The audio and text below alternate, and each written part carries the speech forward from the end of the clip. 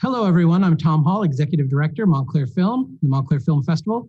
Thank you so much for sticking with us after that wonderful screening of Fireball. I'm here with the directors. First, let me introduce Werner Herzog. Hello, Werner. Hello. Good to see you again. Good to see you. Yes, good to see you as well. And our co-director, Clive Oppenheimer. Yeah, hope it's been a lovely evening and not raining or something in the drive-in. Exactly. Thank you. Yes, we're hoping for great weather. So I wanted to start off by talking a little bit about the collaborative process between the two of you. So I was talking to Werner earlier and verified that you guys met back in 2006, 2007 on the film Encounters at the End of the World, which is a really wonderful documentary film about Antarctica, if you haven't seen it. And then went on to make another film together, Into the Inferno, about volcanoes. And how did you, establish this relationship? And what is your working relationship like? How did the films get made, and what role do each of you play? Maybe Werner, if you wanted to start. I think it's very easy, this kind of collaboration, because we bring different sets of skills to the location. And it has been very, very easy. The input of Clive has been very big. In particular, the most important probably is casting, the cast of characters. You do that like in a feature film. And of course, as a filmmaker, he's a filmmaker and knows what we are doing. And as we are professionals, it's very easy to get along and keep things rolling very, very quickly, very unproblematic, very pleasant. And Clive? Yes, so we, of course, as you mentioned, we met in Antarctica 2006 and kept in touch over the years. And I'd been writing a book on big eruptions in history. And when it was finished, I'd been thinking of making a film around that. So I contacted Werner, and that's how we ended up making the first film. And again, on the back of Into the Inferno, I was very keen to make another film. And a visit to the Korean Polar Research Institute, not far from Seoul, and seeing their meteorite collection was the spark to think, here is another fabulous geoscience topic that is very, very ramifying and brings in culture and religion and cosmologies. And so I immediately contacted Werner with the idea for this new film. Clive, did you end up shifting your own personal research toward that topic in an academic sense, or was it more of an artistic curiosity for a nonfiction film? How much did you know about the meteorites and the sort of astrophysical aspects of it? Yes, not a great deal. It's how we work in our individual silos. So I knew the bare bones about meteorites. I knew there are three types, three basic categories. So I had to do a lot of research. And I wouldn't call it academic research. I would call it research for the purposes of making this film. And that took me into the literature on cosmochemistry and on the geoscientific side, but also topics like archaeoastronomy. Very, very fascinating field, looking at how cultures around the world have read and interpreted the night sky. And Werner, you've often made films, although of course not all of them, but you've often made films that address sort of this collision between man and nature, humanity, the sort of hubris that we have about our permanence and our importance in the scheme of things. This seems like a very big theme in your work. Can you talk a little bit about how you saw this film perhaps fitting in with that theme that you've addressed so often especially in your nonfiction work? Well, I'm not an alarmist at all. I'm not into that business, but I've always felt that our presence on this planet is limited, that we do not have very good survival chances vis-a-vis, let's say, microbes or cockroaches. So they would survive even a nuclear holocaust, as we know. Of course, meteorites trigger this idea whether a very big one, an asteroid, might hit us in the future. It's very remote, and as long as they are behaving well and going in on a racetrack, like in a stadium, in different racetracks around the same center, we can calculate their position and approaching us at some point and colliding with us. So, and today we do have possibilities to divert them. So I don't see such a great danger unless they come from outside our solar system. Then we may be in bad shape. But otherwise, I think the possibilities to disappear from this planet are much easier through, let's say, a nuclear holocaust or microbes hitting, or the end of the internet, which would immediately no, it's not a joke, because our food supplies, our electricity supplies, almost everything that we organize is done through the internet. And if that fails, we have to be from one day to the next hunter-gatherers, and we can't do that in New York City, for example. Totally true. We're very dependent on it.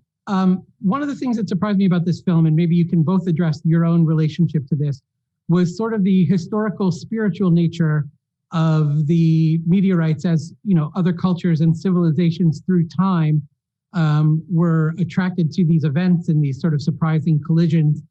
And I'm wondering if those sort of historical, spiritual moments, or the actions of humans that arose out of those moments, had an impact on your thinking or your belief about meteorites. Not so much that you would adhere to their interpretation of what it meant, but if it somehow deepened your own thinking about the value of the story that you were telling, and sort of the historical value of our interaction with these heavenly bodies. Well, if I could chime in there, as I mentioned, this provocation for this film was a visit to this, seeing this meteorite collection in South Korea. Each of these meteorites was housed in a cubicle with nitrogen atmosphere, beautifully displayed in an ultra clean room, and this kind of veneration put me in mind of the veneration, for example, of the black stone in the Kaaba, in the Grand Mosque. And as you say, these objects have been venerated. A stone that fell in Zanzibar in 1853 was thought to be a god from the heavens, and it was decorated with pearls and anointed with oils, and a purpose-built temple was made for it. And of course, if you imagine the phenomenon of seeing a very bright fireball in the sky and seeing a stone land and hearing it, I mean, the shock wave, it's deafening. People have been blinded by very bright bolides. I mean, it'd be very, very strange if humans who saw these, witnessed these events, didn't then build an understanding of what is happening, what does it mean? And of course, they're coming from the sky, from the heavens. And since earliest times, we have many cultures around the world have thought of the heavens as up there. And so, I think it's natural that these objects command our attention. And I've got a stone right here. I mean, this one is a very unusual rock. It's not like any terrestrial rock. It's pure iron with a bit of nickel and a few other bits and pieces in it. Very, very remarkable to hold, and that's the oldest relic you can touch. Yeah, absolutely. Werner, can you maybe talk a little bit about, in terms of the cultural aspects of the film? You've, in fiction and nonfiction, have been an active explorer of other cultures. Maybe, do you have thoughts on what Clive was talking about in terms of the historical relevance of these objects to these other cultures and sort of your own thinking about them? Well, of course, that was one of our goals, to look into the cultural repercussions of such falling rocks. And for me, the most interesting, of course, was Mecca, the Kaaba. But since neither Clive nor I are Muslims, you are not allowed to even set foot into the holy city of Mecca. And we were plotting, and we had contact to a young Saudi filmmaker, very fine filmmaker, and instructed him to go there and what to film exactly. And we showed him samples that we had from other films or from the internet. Please go for that. And it never materialized. There was never any real official permission. So we relied ultimately on footage that was shot by cell phone from one of the faithful. And of course, you have to make sure that you are not going to in a way infringe or violate the religious feelings of so many people, 1.9 billion Muslims in this world, and you have to be respectful with the faithful. So the man who actually shot this wanted to know exactly from us, do we somehow ridicule Islam? Do we do this or that? And we had to give him assurances. So you have to be very respectful with footage that you wanted to shoot yourself. Yeah, it's that sequence in particular is so intimate. I'm of someone of not of a Muslim faith. I feel as close as you're going to get to the sort of experience, the transcendental experience. And to know that was a cell phone done by a non-professional filmmaker is incredible. That was just a really powerful moment in the movie. I would be remiss if I didn't ask about the narration process between the two of you. I mean, Werner, you're well known and in demand as a narrator, and of course, bring your own perspective to all of your films in terms of the voiceover work that you do. Can you talk a little bit about the process between the two of you writing that narration, delivering that narration, and how you and Clive maybe interacted around the sort of points that you make through it, because it really makes it feel like a Werner Herzog project as much as it is a co-directed project. It's only superficial. That's a superficial view, because you hear my voice, although Clive is on camera whenever there is a conversation. There were no interviews. We are not journalists. He has conversations. So his presence in the film is very intense. The voiceover was written always during editing. Clive was there. He would give his input. And after a while, when sometimes I recorded a few of the voiceovers myself, and he would send me notes, and I would make amendments if I was off track. So very easy, and it's always spontaneously during editing itself. I do have a microphone, a very professional microphone, very nearby. I stand up, speak the text. We find out, it's 3 seconds too long. It lapses over into the next sequence already. So I quickly cut out a few words or so and re-record it. So it's instantly done and doesn't take any time at all. The script exists on about 2,500 Post-it notes. Yeah, it's yellow. If anyone ever wants to reconstruct it. Yeah, I have one of them. You see, I have yellow pads like this here, and that's. Say, time to shut up, Clive. This is the ultimate place for those on foot. Okay, so I had it by coincidence. So it happens spontaneously. Werner, you're very hard on dogs in this movie. Is that something, Clive, that you endorse, his tough stance against dogs being dumb animals? I think with dogs, the intelligence, I have to say, scales with the size of the animal. I'm sorry to... I'm sure there's some people with very, very lovely, small, fluffy dogs that probably are quite intelligent. But yes, my stance on pets is pets are fine as long as they don't come inside the house. Yeah. But of course, there's humor in the film, and you notice it, And, Absolutely. and when there are dogs as forlorn as the ones that we show in the most God-forsaken beach resort town of Chicxulub in the Yucatan Peninsula. And important for this God-forsaken place, it was the epicenter, the ground zero of the biggest of all hits that we ever suffered 65 million years ago, 66 million years ago, which wiped out the dinosaurs and almost all life in existence. Absolutely. I'm always tickled by the humor in your films, and I really admired it here as well. Final question for you guys. Do you know what's happening with the movie? Where are we going next? And what's next for Fireball and other projects that you may be working on? Well, I think what's next is it needs to be rolled out worldwide. It's been translated into many tongues, and so it will be rolled out later in the fall globally. And I hope that it will have a life like Into the Inferno has, which is an ongoing life. For me, it's like a kid has left home. But I think it will come home from time to time with a duffel bag of dirty laundry.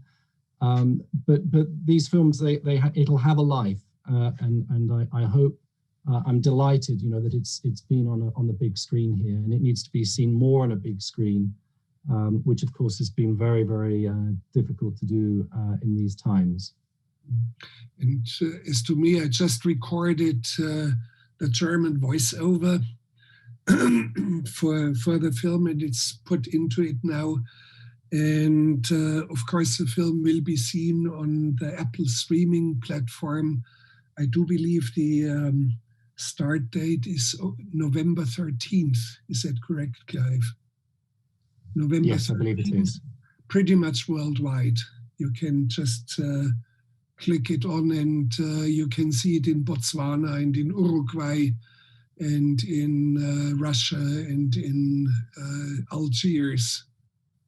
And think of it like a piece of music. It's not a film to watch once. It's a film, I think, that a viewer could come back to and see things that they hadn't seen first time around, and will start to piece the movie together in different ways. I think it's that kind of a film. Absolutely. So I have one more question that I would be remiss if I didn't ask. A lot of your films, are globe-trotting, globe-spanning films, and with the pandemic being what it is in America, but also globally, I'm sure that's transformed your work. Werner was mentioning earlier before we started about being in a mode of writing right now. Can you talk a little bit about, maybe as a final question, work that you have lined up or plans that you have for the future? Are you making plans to make more work? How do you see this pandemic impacting you as artists? Well, I couldn't have a live release of two of my films, two other films. I couldn't do a workshop with young filmmakers, actually planned for the jungle in Colombia, the Amazonian jungle in Colombia. So I do writing, and I do have a couple of feature film projects, but I'm open to anything. So at the moment we can't film, we can't venture out. So be it. We stay disciplined. So I've got quite an extensive archive of footage that I've shot on volcanoes. So one of the things that I've been thinking I can do under these circumstances is to look at putting that into some kind of a shape. But other than that, I'm also writing. I've got quite into aspects of history of science, particularly relating to the origins of volcanology.